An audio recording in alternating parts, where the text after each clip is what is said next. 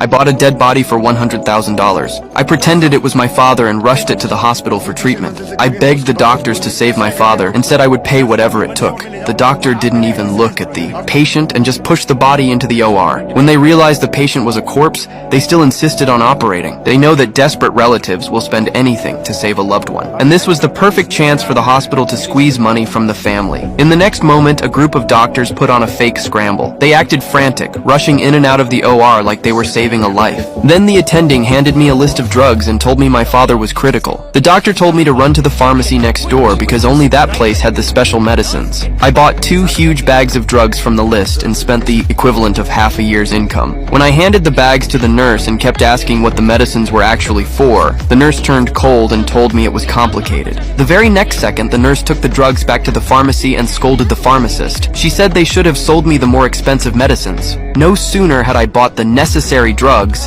than a doctor came out and asked for another $500,000 for surgery. When I said I'd already paid surgical fees when we first arrived, the doctor said my father's condition was urgent and they needed to hire a famous specialist for an extra fee. After I paid again, a solemn expert went into the OR. But while we anxiously waited outside, the operating room was eerily calm and all the staff sat around chatting. Every half hour or so, a doctor would come out, each one playing their part like seasoned actors. Only after asking me for money several more times did the doctors finally walk out with grave faces and tell me sorry. They said my father couldn't be saved and had died. I begged them to try anything else, but the doctors said no attempt could bring a dead person back. Then I suddenly grew calm and mocked them, saying they specialized in treating the dead. I pulled out the corpse's death certificate and told the doctors that the patient wasn't my father at all. I had bought the body from the crematorium and he had been dead for 3 days. I demanded to know what they had been doing in that, or for 8 hours. Was the whole point that as long as my bank account had money, the dead could always be given false hope of being saved?